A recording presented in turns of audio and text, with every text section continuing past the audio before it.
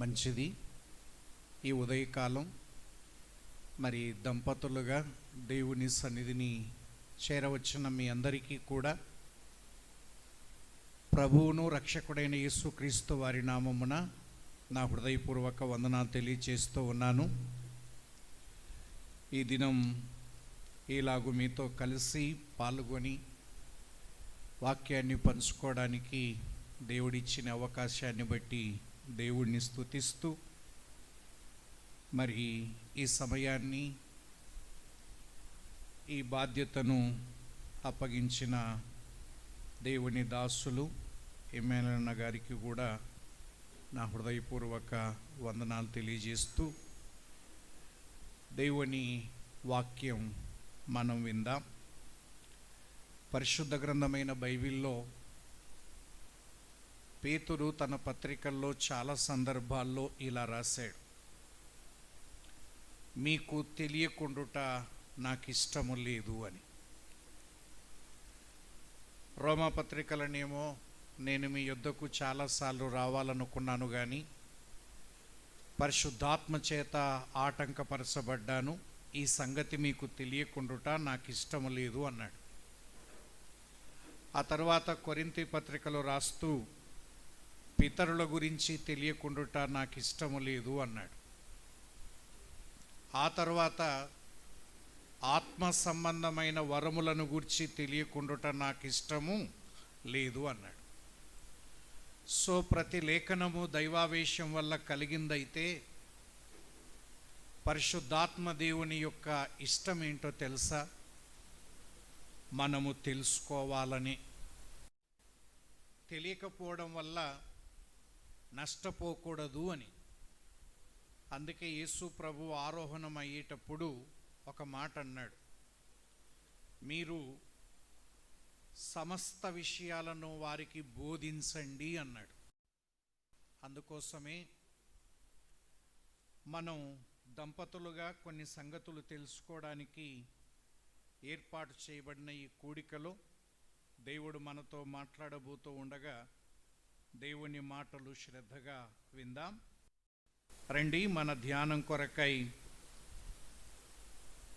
68వ కీర్తన 6వ వచనాన్ని ఒకసారి చదువుకొని మనం ధ్యానంలోకి వెళ్దాం. దేవుడు ఏకాంగులను సంసారులుగా చేయువాడు. చిన్న మాట ప్రార్థన. కరుణా సంపన్నుడా, మీ పాదములకు స్తోత్రాలు నాయనా. మీ వల్ల మేము బ్రతుకుచూ ఉన్నాం, అందును బట్టి మీకు స్తోత్రాలు. మాకు రక్షణ మాత్రమే కాదు తండ్రి, మా కొరకై మీరు ఎన్నో మేలులు చేస్తూ ఉన్నారు. అందులో భాగంగా మీ పరిశుద్ధ వాక్యాన్ని మాకు ఇచ్చినందుకై స్తోత్రాలు. ఆ వాక్యం మా జీవితాలకు దిక్చూచిలాగా, మా మార్గాలకు వెలుగులాగా మాకు అనుగ్రహించి దాన్ని ధ్యానించటానికి సమయం ఇచ్చి సహాయం చేస్తూ ఉన్నారు. మీకు స్తోత్రాలు. స్థానిక సంఘము ద్వారా మీరు ఏర్పాటు చేసిన ఈ కూడికను బట్టి మిమ్మల్ని స్తుతిస్తూ ఉన్నాం. నైనా మీ వాక్యాన్ని ధ్యానించబోతూ ఉండగా నిలబడిన నన్ను మరుగు చేసి కేవలం మీ నోటి బొరగా మాత్రం వాడుకొని వింటున్న మా అందరికీ క్షేమాన్ని మేలును అనుగ్రహించమని మమ్మను మేము మీ చేతులకు అప్పగించుకుంటూ యేసుక్రీస్తు వారి పరిశుద్ధమైన నామమున ఈ మనవులను అడిగి వేడుకొనుచున్నాము తండ్రి, ఆమేన్. ప్రియమైన సహోదరి సహోదరులారా, 68వ కీర్తన 6వ వచనం చదివాం. అందులో దేవుడు చేసే ఒక కార్యం మనం చదివాం. దేవుని క్రియలు ఎంతో గొప్పవి, దేవుడు చేసే కార్యాలు అసమానమైనవి. అలా చేసే కార్యాలు ఒక కార్యం ఏంటంటే, దేవుడు ఒంటరిగా ఉన్నవారిని సంసారులుగా చేసి కాపురస్తులుగా చేయడం నిజంగా ఒక అద్భుతం. కొన్ని సంవత్సరాల క్రిందికి వెళ్ళండి. మీ వివాహానికి కాకముందు మీరు ఒంటరిగా ఉన్న మిమ్మల్ని ఈరోజు దేవుడు జత చేసి కుటుంబాన్నిగా కట్టి బహుమానాలనిచ్చి మన విలువ పెంచాడు దేవుడు. తల్లిగా తండ్రిగా మనల్ని చేసి ఈ భూలోకంలో మన విలువ పెంచి మనకు గౌరవాన్ని ఇచ్చిన దేవుడు, ఏకాంగులను సంసారులుగా చేసిన దేవుడు. ఇందులో ప్రాథమికంగా ఇంతవరకు మనం విన్నాం, దేవుని దాసుల ద్వారా ఈ సంసారులుగా చేయడంలో ఒకటి, నరుడు ఒంటరిగా ఉండటం మంచిది కాదు అంటే ఈ వివాహం మంచిదిగా ఉండడం కోసమే ఆయన ఏర్పాటు చేశాడు. రెండవది, ఈ జత చేయడములో ఆయన ఉద్దేశం ఇస్సాకు రిబ్కాను గ్రహించిన తర్వాత తన తల్లి విషయమై దుఃఖ నివారణ పొందెను, సంతోషించెను అనే మాటను బట్టి వివాహము సంతోషాన్ని ఇస్తుందని విన్నాం. కానీ నేటి దినాల్లో వివాహాన్ని గురించి రకరకాల జోకులు, రకరకాల కామెంట్స్ ద్వారా నిజంగా వివాహం ఇందుకోసమైతే దేవుడు ఏర్పాటు చేయలేదు. సో ఈ దినం మనకున్న ఈ సెషన్లలో వేటి గురించి ధ్యానం చేస్తే మనకు మేలుకరంగా ఉంటుంది అని ఆలోచించగా, మొట్టమొదటిగా అసలు దేవుని ఉద్దేశం ఏంటి? జత చేయడములో లేదా కుటుంబాన్ని కట్టడములో మన కుటుంబాల పట్ల దేవుని ఉద్దేశం ఏంటో మొదట ఆలోచన చేద్దాం. అదే కుటుంబం యొక్క ప్రాధాన్యత కుటుంబములో ఉన్నవారు గ్రహించాలి. ఎందుచేత దేవుడు మనల్ని జత చేశాడో తెలియకపోతే అలాగూ ప్రవర్తించటానికి మనకు చేత కాదు. ఆ తర్వాత దాంపత్యంలో మనం గ్రహించాల్సింది, కుటుంబంలో తరచుగా వచ్చే సమస్యలు, సతమతమవుతుండే సమస్యల్లో ప్రధానమైనది ఆర్థిక సమస్యలు. ఆ తర్వాత కుటుంబాన్ని తలక్రిందులు చేస్తున్నటువంటి సమస్యలో సంతాన సమస్యలు. సో వీటి గురించి ధ్యానం చేస్తే బాగుంటుందనే ఉద్దేశం చేత ఈ ఉదయకాలం ప్రేరేపించబడుతూ ఉండగా ఈ ఫస్ట్ సెషన్లో దేవుడు కుటుంబాన్ని కట్టడములో ఆయన ఉద్దేశాలేంటి, ఎందుకు ఆయన మనల్ని ఒంటరిగా మనల్ని సంసారులుగా చేశాడు ఈ లోకంలో, రండి ఒక 4 ఉద్దేశాల్ని ఒక భాగములో నుంచి మనము ధ్యానం చేద్దాం. ఆదికాండం 1వ అధ్యాయం, ఆదికాండం 1వ అధ్యాయం 26 నుండి 28 వచనాల వరకు ఒకసారి చదువుదాం. దేవుడు మన స్వరూపమందు మన పోలిక చొప్పున నరులను చేయుదము. వారు సముద్రపు చేపలను, ఆకాశ పక్షులను, పశువులను, సమస్త భూమిని, భూమి మీద ప్రాకు ప్రతి జంతువును ఏలుదురుగాక అనియు పలికెను. దేవుడు తన స్వరూపమందు నరుని సృజించెను, దేవుని స్వరూపమందు వాని సృజించెను. స్త్రీనిగాను పురుషునిగాను వారిని సృజించెను. దేవుడు వారిని ఆశీర్వదించెను. ఎట్లనగా, మీరు ఫలించి అభివృద్ధి పొంది విస్తరించి భూమిని నిండించి దానిని లోబరుచుకొనుడి. సముద్రపు చేపలను, ఆకాశ పక్షులను, భూమి మీద ప్రాకు ప్రతి జీవిని ఏలుడని దేవుడు వారితో చెప్పెను. ఈ చిన్న భాగములో కుటుంబం పట్ల దేవుని ఉద్దేశాలు 4 గ్రహిద్దాం. దేవుడు స్త్రీనిగాను పురుషునిగాను సృజించడములోను, వారిని జంటగా జత చేయడములోనూ ఉండే ఉద్దేశాలు. మొట్టమొదటిగా 26వ వచనములో మన స్వరూపమందు మన పోలిక చొప్పున నరులను చేయుదము. మన స్వరూపము మన పోలిక. వారు మన స్వరూపాన్ని, త్రిత్వమై ఉన్న దేవుని స్వరూపాన్ని లేదా దేవుని పోలికను ప్రతిబింబించాలి. ఇది దేవుని ఆశ. సో మొట్టమొదటిగా దేవుడు మనల్ని జత చేయడములో ప్రధాన ఉద్దేశం మన కుటుంబంలో దేవుని స్వరూపం ప్రతిబింబించడమే. దేవుని పోలిక, దేవుని స్వరూపాన్ని ఇతరులు మన కుటుంబాల్లో గుర్తించాలి. దేవుని స్వరూపం అంటే ఏంటి? ఒకసారి క్రొత్త నిబంధనలో పౌలు మాటల్లో కూడా ఆ మాట చూడండి. గలతీ పత్రిక 4వ అధ్యాయం 19వ వచనం.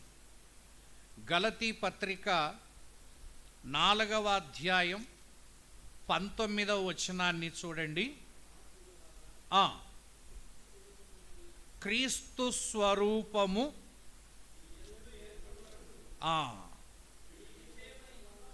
చాలు. పౌలు యొక్క బాధ ఏంటంటే, లేదా ఆయన ఆవేదన, క్రీస్తు స్వరూపం మీ యందు ఏర్పడాలి అన్నాడు. ఏమా స్వరూపం? మొత్తానికి మన కుటుంబాల్లో దేవుని స్వరూపం ప్రతిబింబించాలి. ఇది మొదటి ఉద్దేశం.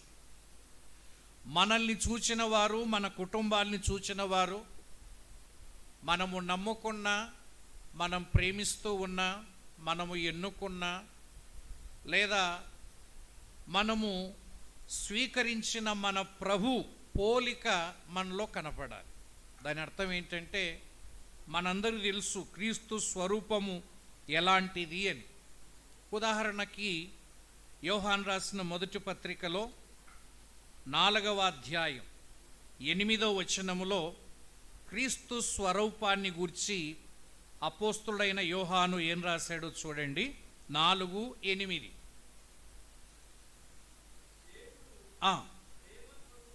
చాలు.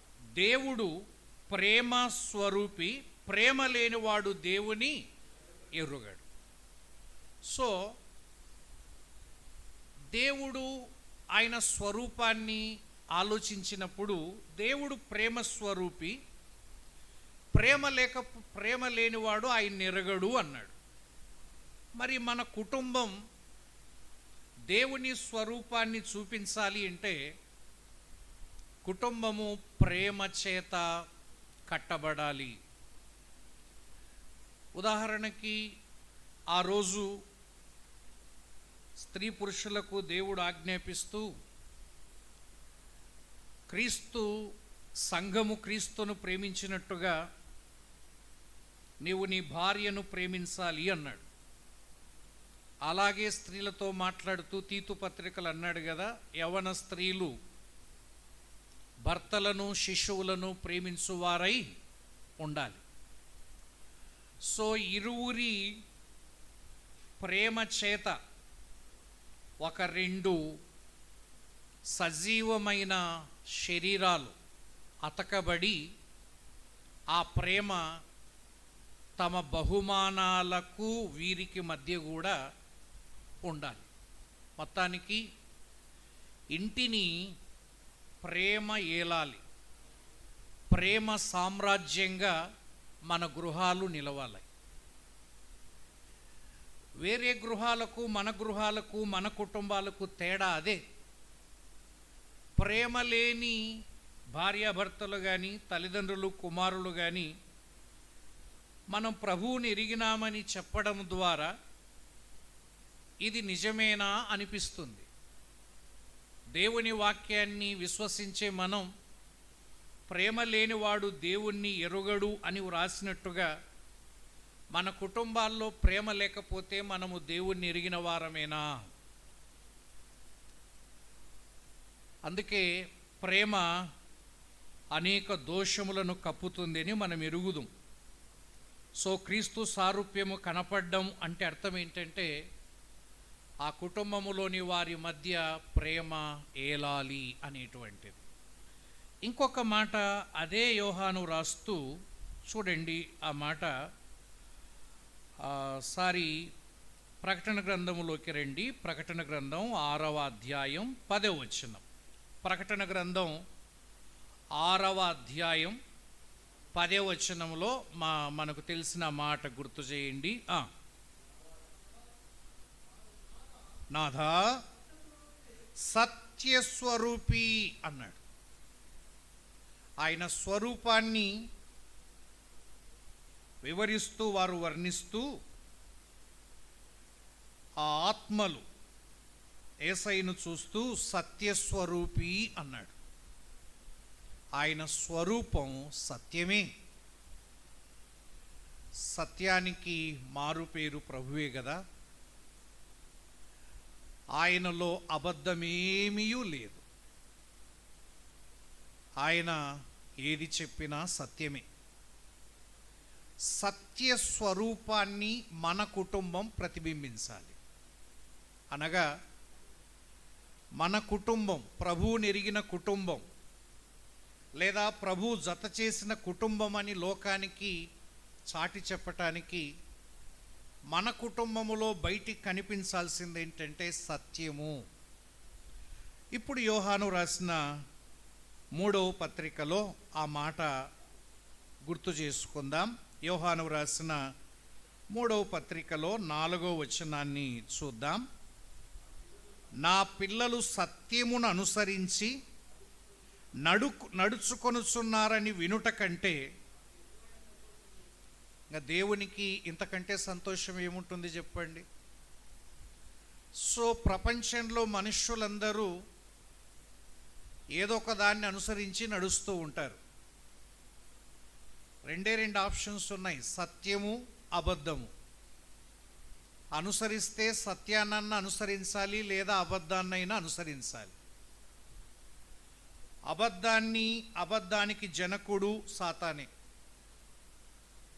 మరి సాతాను వాని పిల్లలు అనుచరులు అబద్ధాన్ని అనుసరించి నడుచుకొనుచున్నారు. మరి దేవుని పిల్లలని చెప్పుకున్న మనము కూడా అబద్ధాన్ని నమ్ముకొని నడుచుకుంటే ఆయన స్వరూపాన్ని ఎలా ప్రతిబింబిస్తాం? ఆయన సత్య స్వరూపాన్ని ఇతరులకు ఎలా చూపించగలుగుతాం? పాత నిబంధనలో ప్రవక్తల ద్వారా దేవుడు తన ప్రజలను ఇలా ఆక్షేపించాడు. వీరు అబద్ధాన్ని నమ్ముకొని నన్ను అనేక దినాలు మర్చిపోయినారు అన్నాడు. దేవుణ్ణి మర్చిపోవడమా అంటే అర్థం ఏంటంటే సత్యాన్ని పాటించక అబద్ధాల్ని నమ్ముకోవడం ద్వారా దేవుణ్ణి మర్చిపోయినట్టే. ఈ లోకంలో ఎన్నో అబద్ధాలు ఉన్నాయి. ఉదాహరణకి ఏవైనా మన నమ్మకాలు కానీ లోకం ఆచరించే ఆచార సంప్రదాయాలు కానీ ఇవన్నీ నిజమే అంటారా? ఉదాహరణకి ఇంటిలో చిన్న పిల్లల్ని స్నానం చేయించిన తర్వాత బాగా రెడీ చేసి బొట్లు పెడతా ఉంటారు కదా, మసి బొట్లు. అట్లా అడగండి ఎందుకు పెట్టినారు అని. చెప్పే ఆన్సర్ ఏంటి తెలుసిన? దిష్టి తగలకుండా పిల్లలు బాగుండాలి అని. అంటే దీని అర్థం ఏంటంటే బొట్టు కాపాడుతుందా, ప్రభువు కాపాడుతాడా? ఇతరుల నుంచి బొట్టు కాపాడుతుందని నమ్ముతావా, ప్రభువు నా బిడ్డల్ని కాపాడుతాడని నమ్ముతావా? మనం సత్యాన్ని నమ్మడం కంటే కూడా ఈ అబద్ధాన్ని ఎంత బాగా జీర్ణించుకుపోయిందో చూడండి. మనం దీన్ని నమ్మినట్టుగా ప్రభువుని నమ్మడానికి ఎందుకో మన చర్యలు అలా అనిపించడం లేదు కదా. ఇంకెన్నైనా చూడండి, ఆస్తులు కానీ ఆస్తిని నమ్మినంతగా, మనుష్యుల్ని నమ్మినంతగా, బలాన్ని నమ్మినంతగా, మనకుండే జ్ఞానాన్ని నమ్మినంతగా దేవుణ్ణి నమ్మగలుగుతున్నామా? మన బలము సత్యమే అంటారా? మనకుండే జ్ఞానం ఇది సత్యమని అనుకుంటున్నామా? ఈ ఆస్తులు సత్యం అని అనుకుంటున్నామా? కొద్ది రోజులకు అర్థమవుతుంది ఇవన్నీ అబద్ధమే అని. కాబట్టి మన కుటుంబాలు క్రీస్తు సారూప్యాన్ని ప్రతిబింబించాలి అంటే ప్రేమ కలిగి ఉండాలని ఒక సంగతి నేర్చుకున్నాం. రెండవది, సత్యమును అనుసరించి నడుచుకోవాలి. సత్యమును అనుసరించి నడుచుకోవాలి. ఏది సత్యం? వాక్యమే సత్యం. ఇంకా వాక్యానికి మించిన సత్యం మరొకటి లేదు. కాబట్టి సత్యస్వరూపి అని విన్నాం. యోహాను సువార్త 17:25 చూడండి. యోహాను సువార్త 17:25 ఇంకొక తలంపు ఆలోచన చేద్దాం. యోహాను సువార్త 17:25 చూడండి.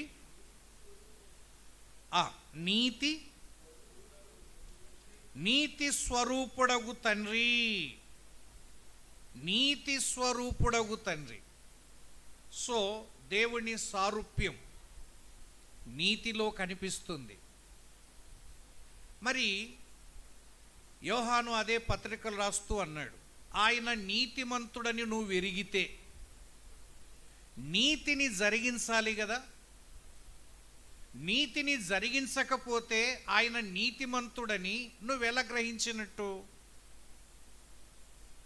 అందువల్ల క్రీస్తు సారూప్యము మన కుటుంబాల్లో కనబడాలని ఆయన జత చేసినాడు అంటే అర్థం ఏంటంటే, కొన్ని ఉదాహరణలు. ఆయన ప్రేమ స్వరూపి కాబట్టి మన కుటుంబములో ప్రేమ, ఒకరి మధ్యలో ప్రేమ ఉండిపోవాలి. రెండవది, ఆయన సత్యస్వరూపి, అబద్ధాలకు దూరంగా ఉండాలి.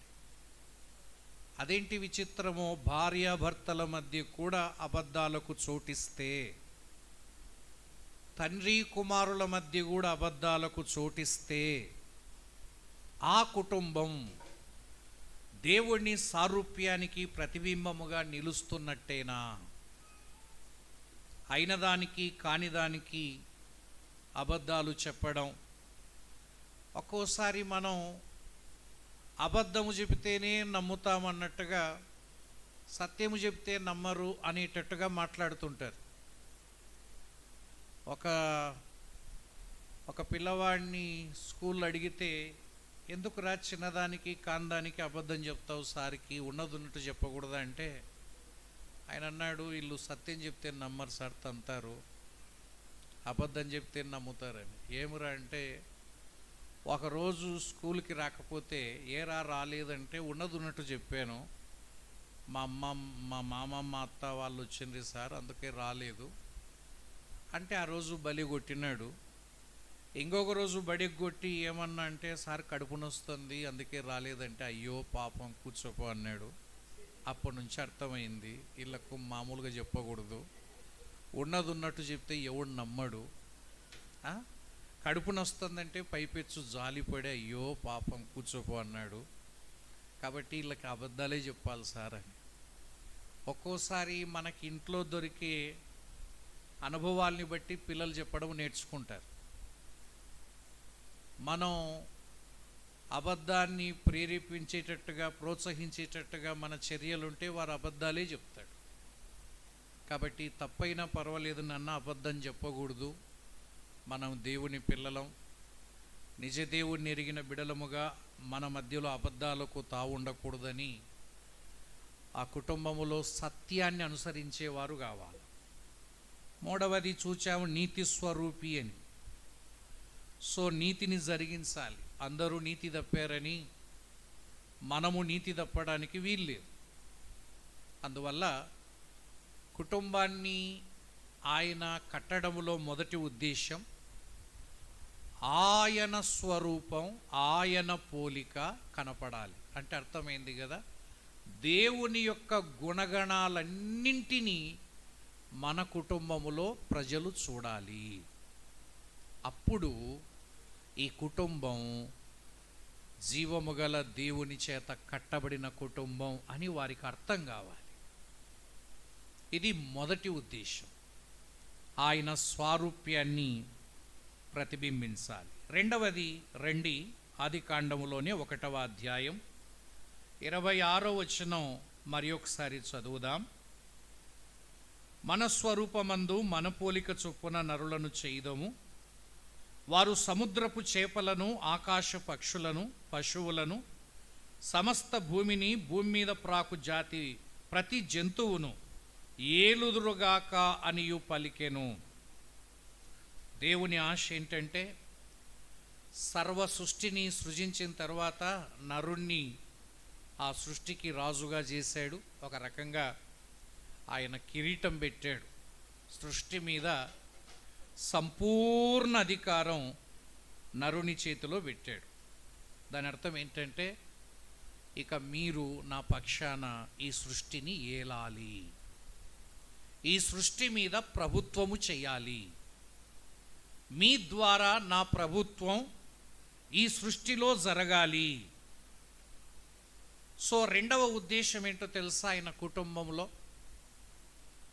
ఆయన ప్రభుత్వం మన కుటుంబాల్లో జరగాలి. దేవుని ప్రభుత్వము కింద నిర్వహించబడే కుటుంబం అని ఈ కుటుంబానికి పేరు రావాలి. మొదటిగా క్రీస్తు సారూప్యాన్ని ప్రతిబింబించే కుటుంబముగా ఉండాలి. రెండవది క్రీస్తు పరిపాలన, ప్రభు యొక్క ప్రభుత్వం ఈ కుటుంబాన్ని ఏలాలి.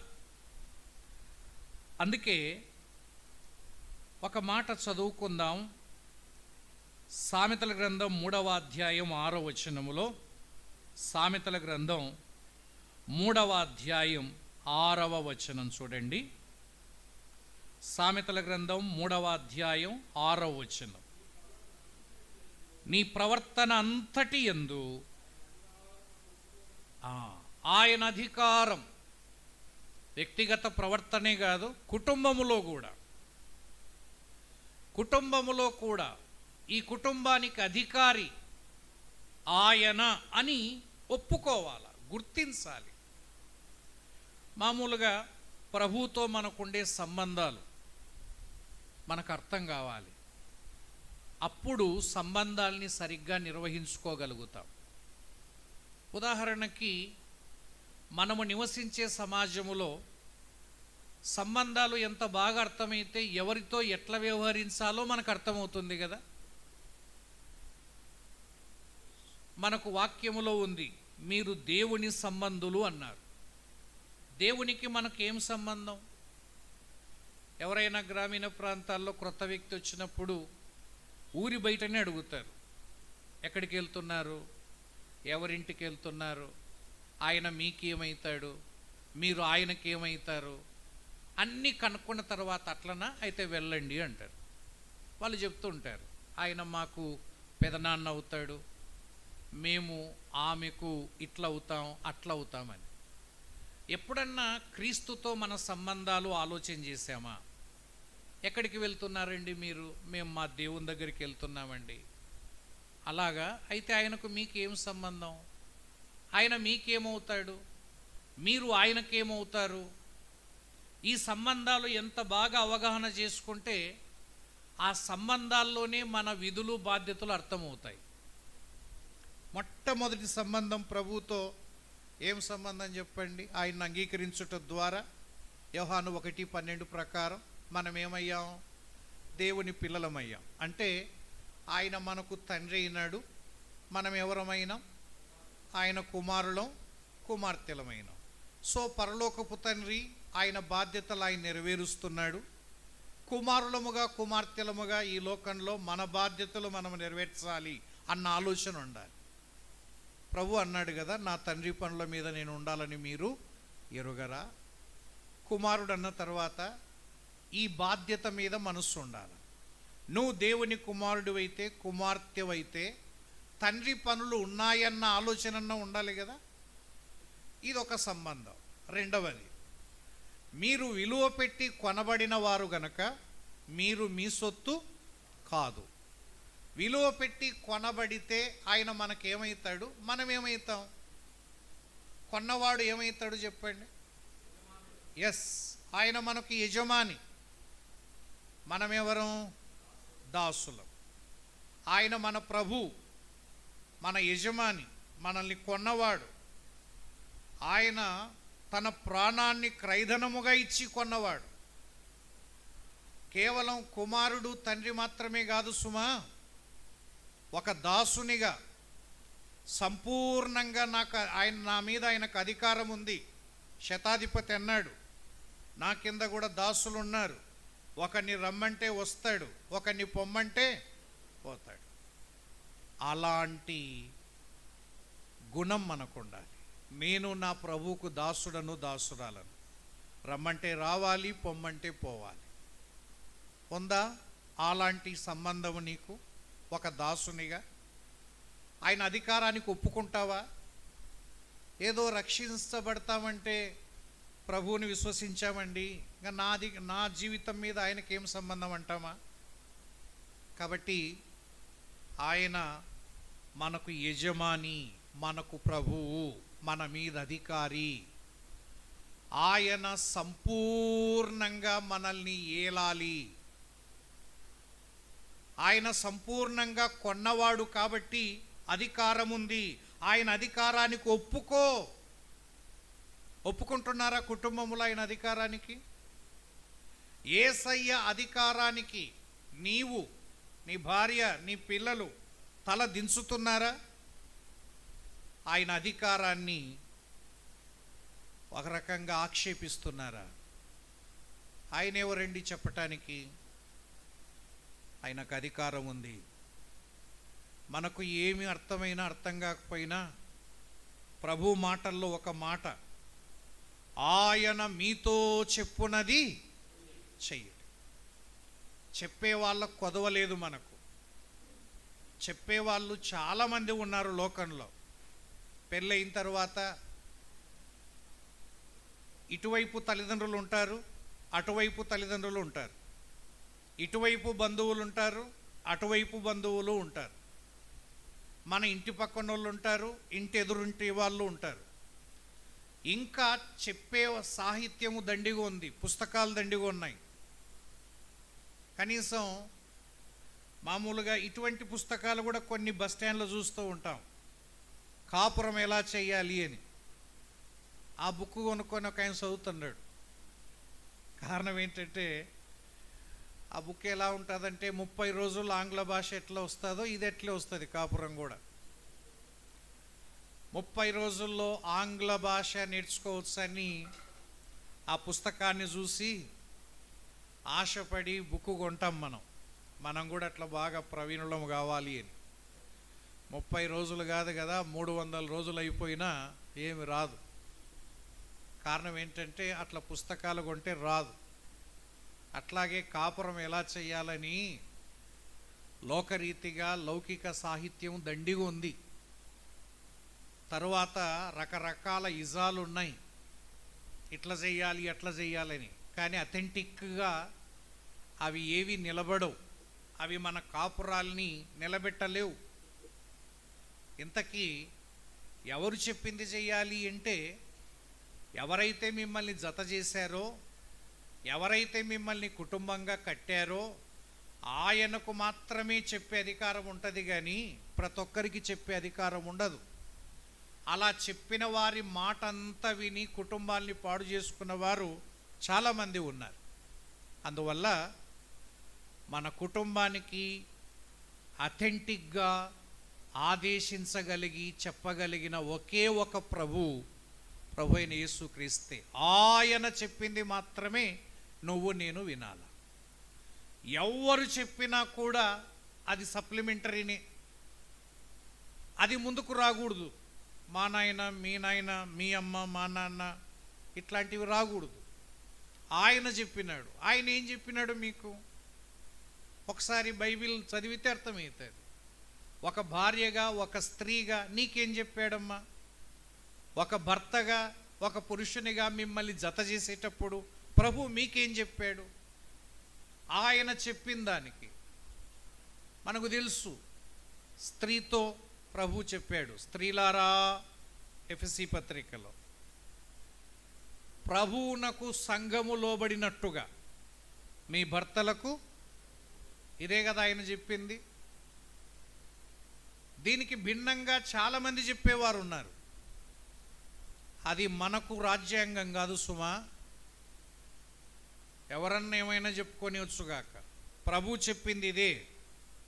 పురుషులకేం చెప్పాడు? భర్తలారా మీ భార్యలను ప్రేమించుడి. గుర్తుందా ఇది? మనకు ఎట్లా గుర్తుంటుందంటే, మనకు చెప్పింది గుర్తుండదు, అవతలకు చెప్పింది గుర్తుంటుంది. అంటే అర్థమైందా? స్త్రీకి ఏం చెప్పిందో స్త్రీకి గుర్తుండదు, భర్తకి ఏం చెప్పిందో ఈమె గుర్తుపెట్టుకుంటుంది.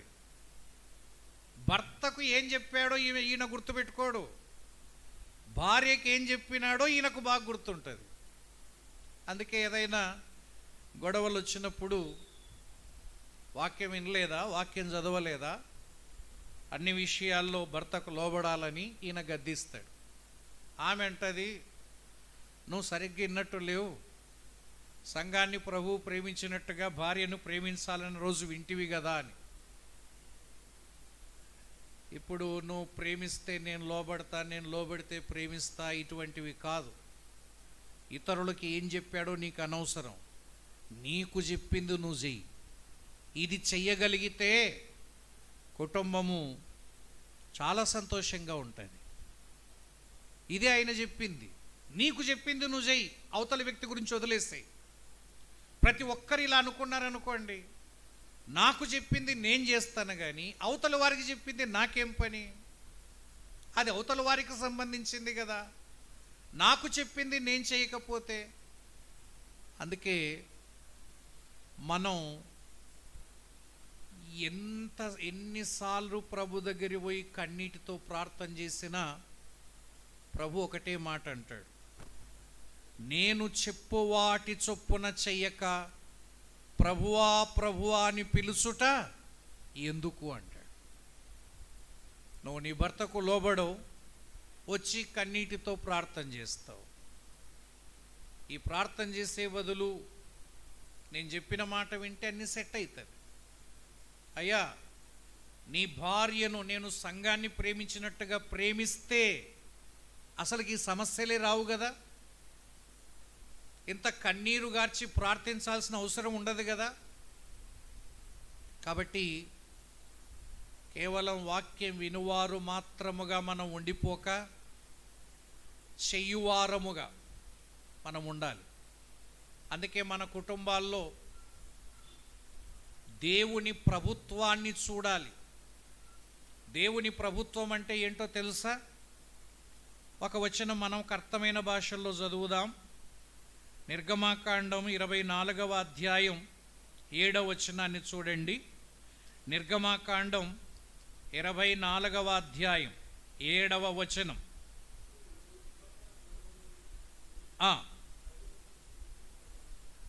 ప్రజలకు వినిపించగా వారు యెహోవా చెప్పినవన్నీ చేయుచు.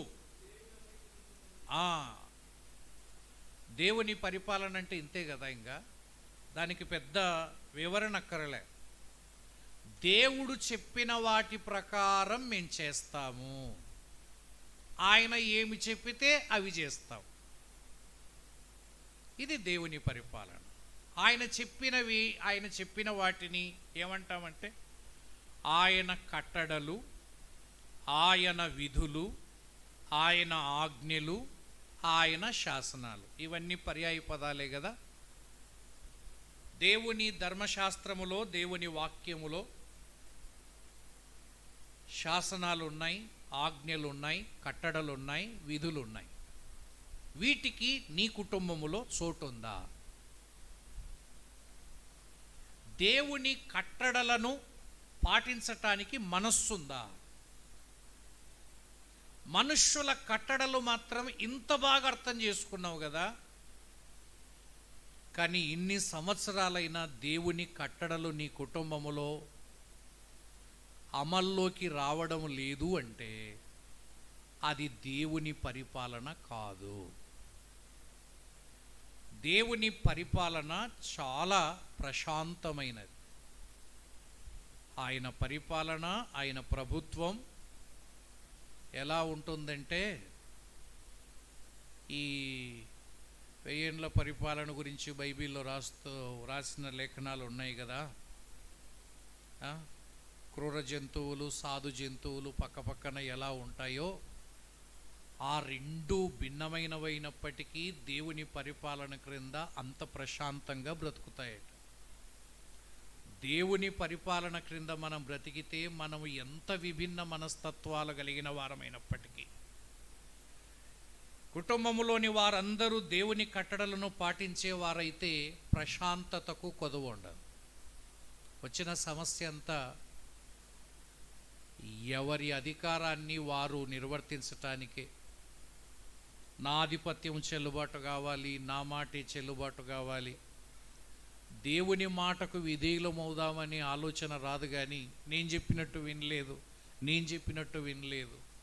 దేవుడు చెప్తున్నాడు, ఆయన మీతో చెప్పునది చేయండి. ఆయన చెప్పినట్టు చేయటానికి మనం అప్పగించుకుందాం. అందుకే ఆయన కట్టడలను అనుసరించాలి, ఆచరించాలి. ఆదివారము రాగానే అనేక కుటుంబాల్లో వారి వారి పనులకలై వెళ్తారు.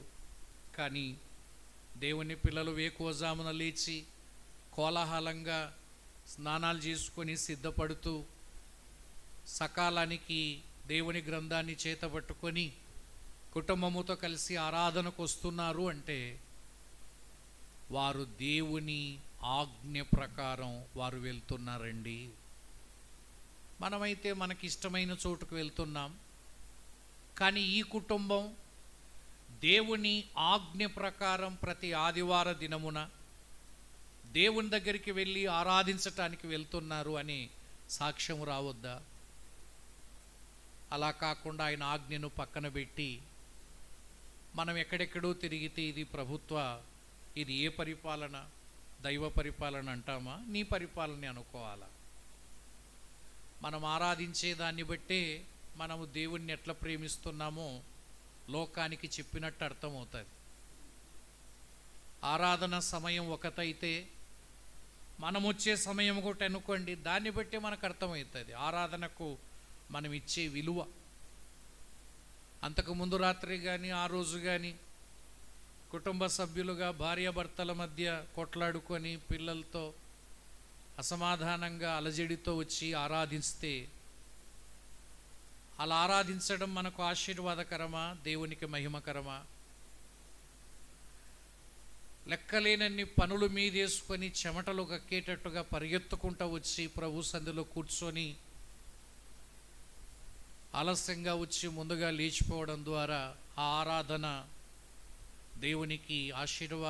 దేవునికి మహిమకరము కాదు, మనకు ఆశీర్వాదకరం కాదు.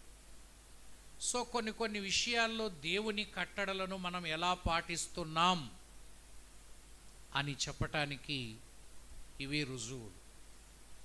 సో ఒకటి, క్రీస్తు సారూప్యం, క్రీస్తు పోలిక మన కుటుంబాల్లో ప్రతిబింబించాలి. ఆయన ప్రేమ, ఆయన సత్యం, ఆయన నీతికి నిలయాలుగా మన గృహాలు మారాలి. అందుకే భౌతికంగా కట్టబడిన కట్టడాలకు పేర్లు పెడుతుంటారు. ప్రేమ నిలయం మంచిదే. ఆ తర్వాత దానికి సంబంధించిన పదం సత్యానికి సత్య నిలయమా, ఆ తర్వాత నీతికి సంబంధించి కృపా నిలయము, ఇట్లాంటి పేర్లు ఉంటాయి కదా. అవి పేర్లతో సరిపుచ్చుకోకుండా ఇతరులు వాటిని కనబడకపోయినా గుర్తించగలగాల. మన కుటుంబంలో వీరు దేవుని కృపచేత బ్రతుకుతున్నారు, వీరు దేవుని ప్రేమ వీరిలో కనిపిస్తుంది, వీరు సత్యమును అనుసరించి నడుచుకునేవారు, వీరు నీతిని పాటించేవారు. ఇది ఆయన రూపాన్ని ప్రతిబింబించడం. రెండవది, ఆయన ప్రభుత్వాన్ని ప్రకారం కుటుంబము నడిచేది. అంటే దేవుని కట్టడలు, ఆజ్ఞలు ఈ కుటుంబములో ఉంటాయి. దేవుని కట్టడల ప్రకారమే నడుచుకుంటారు. మనుష్యుల కట్టడలకు చోటు లేదు, మనుష్యుల ఆజ్ఞలను పట్టించుకోరు. ఆ రోజు ప్రధాన యాజకులు పేతురు యోహాన్లు పట్టుకొని ఇక మీరు ఎంత మాత్రం ప్రకటించకూడదంటే వారు అన్నారు, మేము మీకు లోబడాలనా దేవునికి లోబడాలనా, ఏది న్యాయమో మీరే చెప్పండి అన్నారు. మేము మా దేవునికి లోబడవలను కదా అన్నారు.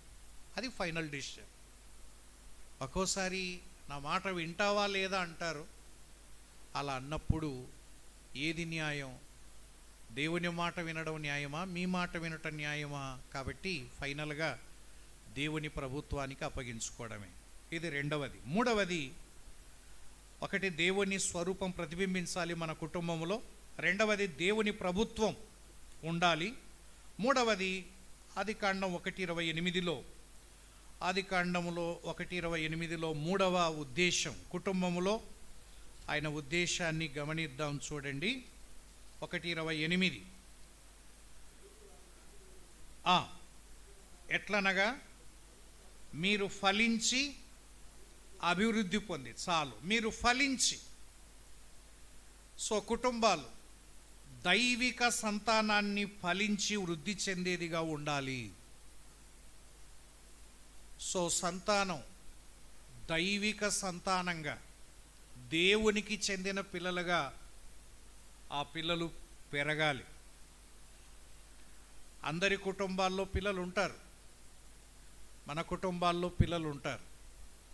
కానీ ఆ సంతానానికి మన కుటుంబాల్లో ఉండే సంతానానికి వ్యత్యాసం. ఇది దైవిక సంతానం. తర్వాత దైవ భయం కలిగిన పిల్లలుగా మన పిల్లలు కనబడాలి. దేవుని కొరకు ఉపయోగపడే సంతానముగా, దేవుని రాజ్యాభివృద్ధికి పనికొచ్చేవారుగా మన సంతానం ఉండిపోవాలి. ఫలించాలి, దేవుని కొరకై ఫలించాలి. ఉదాహరణకి మోషే తల్లిదండ్రులు అమ్రాము, యోకెబెదులు వివాహం చేసుకున్నారు. అది వాక్యానుసారమైన వివాహం, దైవ చిత్తానుసారమైన వివాహం. ఒక లేవీయుడు వెళ్ళి లేవీయురాల్ని పెళ్లి చేసుకోవడం, అది దైవ చిత్తానుసారం, వాక్యానుసారం. అంత మాత్రమే కాకుండా ఆ వివాహం ఫలప్రదమైన వివాహం. ఎలా అంటే వారి కుటుంబములో 3 సంతానం, అహరోను, మోషే, మిర్యాము. దేవునికి స్తోత్రం, 3 కూడా దేవుని పని కొరకై ఉపయోగపడ్డారు. మిర్యాము ప్రవక్తినిగాను, అహరోను యాజకుడిగాను, మోషే నాయకుడిగాను 3 సంతానాన్ని ఇస్తే 3 దేవుని పని కొరకై అప్పగించిన కుటుంబం. నిజంగా ఇది ఫలప్రదమైన వివాహం అని చెప్పొచ్చు. అలాగైతే మన సంతానం పట్ల మనకెన్నో ఆశలు ఉంటాయి. వారు పెరిగి పెద్దవారైనప్పుడు దైవిక సంతానంగా ఉండిపోవాలి. మన కుటుంబములో పుట్టిన వారు ఎవరు అపవాదికి చిక్కకూడదు. అపవాది రాజ్య అభివృద్ధి కొరకు మన కడుపున పుట్టిన వారు ఎవరు కూడా సాతానుకు చిక్కకూడదు. అలా మన కుటుంబాల్ని కాపాడుకోవాలి, పెంచాలి. సో మోషేను అలాగూ పెంచింది తల్లి. వాడు పెద్దవాడైనప్పుడు అని చూస్తాం 3 తిరస్కరించాడు. ఒక రకంగా చెప్పాలంటే నిరాకరించాడు. నాకొద్దు అన్నాడు. బహుశా ఈ స్థాయికి ఎవరు రాలేరేమో ఈ కాలంలో పిల్లలు అనిపిస్తుంది. ఉదాహరణకి ఫరో కుమార్తె కుమారుడుని అనిపించుకొనుటకు ఆయన ఒప్పుకోలేదట. నో అంటే అది ఘనతను సూచిస్తుంది. లోకంలో ఘనత కావాలని ఎంత ఆరాటమో కదా, అలాంటిది లోక ఘనత మన దగ్గరికి వస్తే ఎవరన్నా నిరాకరించేవారు ఉంటారా? మన పెంపకాలు ఎలా ఉంటాయి చెప్పండి? ఒక చిన్న ఘనత కోసం దేన్నైనా దైవిక విషయాలను కాలదన్నుకొని దాన్ని పొందుకోవాలనుకుంటాం. మన సాక్ష్యం దెబ్బతిన్నా పర్వాలేదు, కానీ లోకంలో మాత్రం ఆ ఉన్నత స్థానాన్ని మనం అందిపుచ్చుకోవాలి. కానీ మోషే చూడండి, అంది వచ్చిన అవకాశాన్ని నాకొద్దు అన్నాడు, ఒప్పుకోలేదు. అంటే లోకపు ఘనతను ఆయన నిరాకరించాడు. ఇక రెండవది ఐగుప్తు ధనాన్ని. సో లోక ధనాన్ని కూడా ఆయన నిరాకరించగలిగాడు. ఇది సామాన్యమైన సంగతి కాదు. ధనాన్ని తిరస్కరించడం, ధనాన్ని నిరాకరించడం బహుశా ఆ పెంపకములోనే మోషే అలా పెరిగాడు. ఒక రకంగా చెప్పాలంటే మన భాషలో లెఫ్ట్ హ్యాండ్తో అట్లా వద్దుపో అన్నాడు.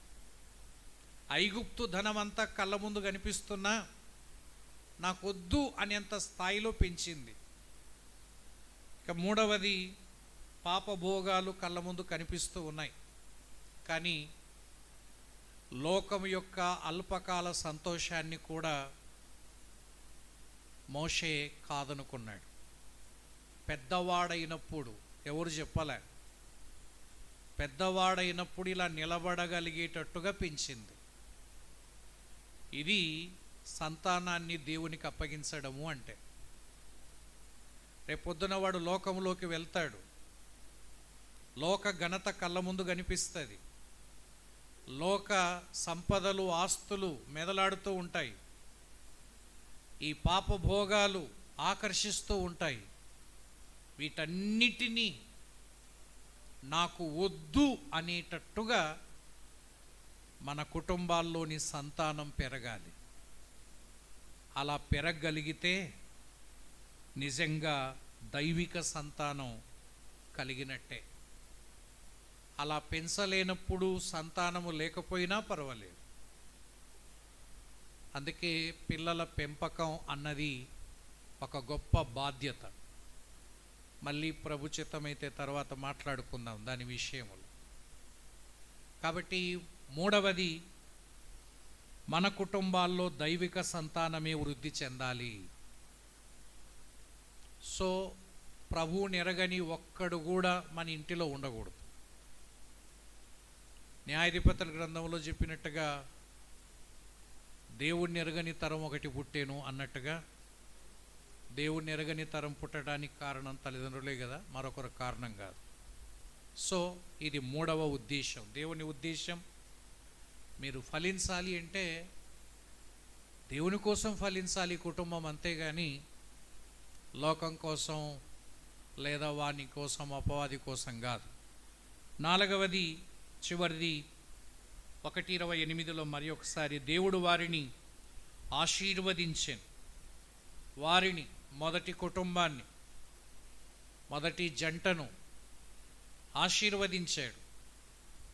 సో ఈ కుటుంబం ఆశీర్వదించబడిన కుటుంబమని చుట్టుపక్కల వారు గ్రహించాలి.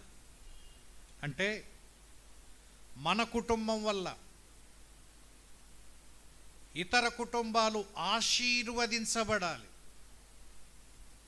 ఆశీర్వాద కారకుడెవరో వారు గుర్తుపట్టాలి. బైబిల్ గ్రంథములో అలా కొద్దిమంది ఆశీర్వాదాలకు కారకుడుగా నిలబడ్డారు. యోసేపును బట్టి పోతీఫరు ఇల్లు ఆశీర్వదించబడింది. మన కుటుంబాలను బట్టి మన చుట్టుపక్కల వారు మేలు పొందాలి. వీరు దేవుని చేత ఆశీర్వదించబడిన వారు, అందువల్ల వారి వల్ల మేము మేలు పొందుతున్నాం అని చెప్పగలగాలి. ఒకానొకసారి అబ్రహాము దేవుని దగ్గర వేడుకుంటూ సొదొమ గొమొర్రాల మీద తీర్పును అడ్డగించటానికి, ప్రభువా 50 మంది నీతిమంతులుంటే ఆ పట్టణాల్ని నాశనం చెయ్యవు కదా అనే ఉద్దేశం ఏంటంటే 50 మంది నీతిమంతులు ఆ పట్టణాలకు ఆశీర్వాదకరంగా నిలబడ్డారని కదా. ఆ 50 మంది లేకపోతే ఆ పట్టణాల మీద అగ్ని గంధకాలు కురుస్తాయి అంటే అర్థం ఏంటంటే మనల్ని బట్టి మన చుట్టూ ఉండే వారికి ఆశీర్వాదకరంగా ఉండాలి. సో నిజంగా మన కుటుంబాలను అలా పరిగణిస్తున్నారా బయటి వారు? వీరు ఉండడం వల్ల మనకు మేలు, ఈ కుటుంబాలు మన మధ్యలో ఉండడం వల్ల మనకు ఆశీర్వాదకరం అని గుర్తించగలిగితే ఏదో ఒక రోజున ఈ ఆశీర్వాదం మాకు కావాలి, ఈ దేవుడు మాకు కావాలి అని మన వెంట వస్తారు. నయోమి మనకు తెలుసు, మోయాబు దేశానికి వెళ్ళి సమస్తాన్ని పోగొట్టుకుంది, కానీ దేవుణ్ణి మాత్రం పోగొట్టుకోలేదు. ఆమె దగ్గర సహవాసం చేసిన రూతు దాన్ని గుర్తించింది. ఈ లోకములో ఉండే అత్తగారికి మా అత్తగారికి తేడా ఉంది. 24 గంటలు ఈ అత్తను బాగా గమనించింది. ఒకరోజు సందర్భం వచ్చినప్పుడు, అమ్మా మీ పుట్టింటికి వెళ్ళండి అన్నప్పుడు ఆమె అమ్మ కంటే అత్తనే కోరుకుంది. లేదత్తా, నేను నీతో వస్తాను, ఈరోజు నా మనసు మార్చుకుంటున్నాను, ఇంతవరకు నీ దేవుడెవరో నేను చూశాను, ఆ దేవుడు నాకు కావాలి, నీ దేవుడే నా దేవుడు, ఇక నా జనాన్ని వదిలేస్తున్నాను, నీ జనమే నా జనం, నువ్వు ఎక్కడ ఉంటావో అక్కడ ఉంటాను. చివరికి అన్నీ పోగొట్టుకొని వచ్చిన ఒక ఆత్మను పట్టుకొని వచ్చింది నయోమి. ఒక్కరినైనా తన వెంట తీసుకొని వచ్చింది. కారణం, తల్లిని మరిపించేంతటి ప్రవర్తన రూతు చూసింది నయోమిలో. ఈ భూలోకంలో ఏ స్త్రీనైనా అడగండి, సందర్భం వచ్చినప్పుడు, ఎవరు లేనప్పుడు అమ్మ దగ్గరికి వెళ్తావా అత్త దగ్గరికి వెళ్తావా అంటే, అందులోనూ మన ఇండియాలో సర్వే చేస్తే 99.9% అమ్మ దగ్గరికి పోతానికి ఒక్కరు కూడా అత్త దగ్గరికి పోతాను అనరు. ఈడ అనేవాళ్ళు ఎవరన్నట్టు చెప్పాడు, మాకు మా అమ్మ వద్దు, మా అత్తనే కావాలని. ఎందుకంటే అమ్మను మరిపించేంత అత్తలు లేరనుకుంటుండ బహుశా. మాటికి మీ అమ్మ గుర్తొస్తుంది అంటే అర్థం ఏంటంటే అత్తలో అమ్మను చూడలేకపోయినారు. కానీ నయోమిలో రూత్ అమ్మను చూసింది. మాకు మా అమ్మ కంటే మా అత్తనే మేలు, అత్త నీ వెంటనే వస్తా, కారణం ప్రభువును బట్టి. సో నయోమిని బట్టి ఒక రకంగా రూతు ఆశీర్వదించబడ్డానికి కారణం అయ్యింది. నయోమి తాను నమ్ముకున్న నిజ దేవుణ్ణి నిజ జీవితంలో చూపించగలిగింది, మాటలతో కాదు. అందుకే నా కుమారి అని పిలిచింది. కేవలం పిలుపు మాత్రమే కాదు, ఆ కుటుంబంలో ఆమె ప్రవర్తన నయోమిని ఆకర్షించింది. నయోమితో పాటు ప్రయాణం చేసి బెత్లెహేముకు రావడం, నిజ దేవుని రెక్కల క్రిందికి రావడం, ఆ తర్వాత ఆమె స్థితిగతులు మారిపోవడం, ఆమెని క్రీస్తు వంశావల్లో చేర్చబడ్డం, ఇవన్నీ మనం ఎరుగుదాం కదా. సో మన కుటుంబాలు ఇతరులకు ఆశీర్వాదకరంగా, ఒక వింతగా కనపడాల. దేవుని చేత ఆశీర్వదించబడిన కుటుంబం ఇలా ఉంటుంది, వీరి వల్ల మాకు మేలు జరుగుతుంది. సో దేవుడు కుటుంబాన్ని కట్టడంలో ఒక 4 ఉద్దేశాలలో గుర్తు చేసుకున్నాం. నంబర్ 1, మన కుటుంబాలు చెప్పండి, దేవుని సారూప్యాన్ని చూపించాలి. ఒక అద్దములోకి వస్తే మన ముఖం ఎలా కనపడుతుందో, నిన్ను, నీ భార్యను, నీ పిల్లల్ని చూస్తే యేసు ప్రభు యొక్క స్వరూపము వారికి కనపడాలి. ఆయన ప్రేమ కలిగిన వాడని, ఆయన నీతిమంతుడని, ఆయన సత్యవంతుడని, ఆయన కృప కలిగిన వాడని ఎన్ని చెప్పినా దండగే, వాళ్ళకి అర్థం కాదు. చెప్పేదాన్ని బట్టి మారితే ఈ ప్రపంచం ఎప్పుడో మారాల్సింది. చెప్పేదాన్ని బట్టి ఎప్పుడు మారదు, చేసేది చూసే మారుతారు. కాబట్టి ఇవన్నీ చెప్పడం మానేసి వీటన్నిటినీ చెయ్యడం చూపిస్తే అప్పుడు క్రీస్తు సారూప్యం మన కుటుంబాల్లో కనపడతాయి. రెండవది ఏం చెప్పుకున్నాం, మన కుటుంబాల్లో దేవుని ప్రభుత్వం ఉండాలి. మన కుటుంబాలు దేవుని పరిపాలన జరగాలి. మన కుటుంబంలో దేవుడే పరిపాలిస్తున్నాడు అని ఇతరులు చూడాలి. వీళ్ళు ఎవరి మాట వినరు, వారు తమ దేవుడు చెప్పినట్టు వింటారు. ఏది చేయమంటే అది చేస్తారు, ఏది చెయ్యొద్దంటే అది చెయ్యరు. కాబట్టి దేవుని పరిపాలన అంటే ఆయన కట్టడలు, ఆయన ఆజ్ఞలకు విలువ ఉందా మన కుటుంబంలో? మామూలేండి మస్తువు చెప్తుంటాడు అంటామా? కాబట్టి రెండవది ఆయన ప్రభుత్వము ఉండాలి. మూడవది దైవిక సంతానము కలిగిన కుటుంబాలుగా ఉండాలి. దేవుడిచ్చిన బిడ్డలు దేవునికే చెందాలి. సూత్రం అది. దేవుడిచ్చిన బహుమానాలు దేవునికి చెందాలి, లోకానికి అపవాదికి చెందకూడదు. కాబట్టి ఇది మూడవది. మన సంతానం ప్రభు కొరకు ఉపయోగపడాలి, ప్రభు రాజ్యాభివృద్ధి కొరకై ఉపయోగపడాలి. నాలుగవది ఆశీర్వదించబడిన కుటుంబముగా ఇతరులు గుర్తించాలి, ఇతరులకు మనం ఆశీర్వాదకరంగా ఉండాలి. మన ద్వారా ఇతరులు క్షేమాన్ని పొందుకోవాలి, అంతేగాని మన ద్వారా వారు ఇబ్బంది పడకూడదు. ఈ 4 ఉద్దేశాలు గమనించి మన కుటుంబాలకు అన్వయించుకొని దేవుని సన్నిధిలో స్పందిద్దాం. స్పందించడం అంటే వాక్యం విన్న తర్వాత పట్టించుకోకపోవడం కాదు. స్పందించడం అంటే ఏదో ఒకటి చెప్పాలి కదా. అవును ప్రభువా, నీ సారూప్యాన్ని మా కుటుంబం ప్రతిబింబిస్తుంది అన్న చెప్పాలి. లేకపోతే ఈ లక్షణాలు మా కుటుంబంలో లేవు, క్షమించు ప్రభువా, ఆ లక్షణాల ప్రకారం మేము నడుచుకోవడానికి సాయం చేయమని అడగాలి. రెండవది, నీ కట్టడలకు ఆజ్ఞలకు మేము తూచా తప్పకుండా పాటిస్తున్నాం ప్రభువా, మీకు స్తోత్రం అన్న చెప్పాలి. లేదంటే అలా పాటించలేకపోతే దేవుని దగ్గర అడగాలి.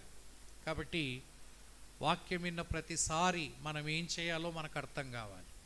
ఆదిమ సంఘములో వాక్యం విన్న ప్రతిసారి అయ్యలారా రక్షణ పొందుటకు మేమేమీ చెయ్యాలి. అర్థమైన తర్వాత అడగాలి కదా ఏం చెయ్యాలని, దేవుణ్ణి అడగాలి. ఇప్పుడు ఏం చేయాలి మనం? సో మన కుటుంబము కూడా ఈ ఉద్దేశాల ప్రకారం బ్రతకాలి అనే తీర్మానానికి వస్తే చాలు. దేవుడి మాటలు మన కొరకై దీవించునుగాక. ఆమేన్.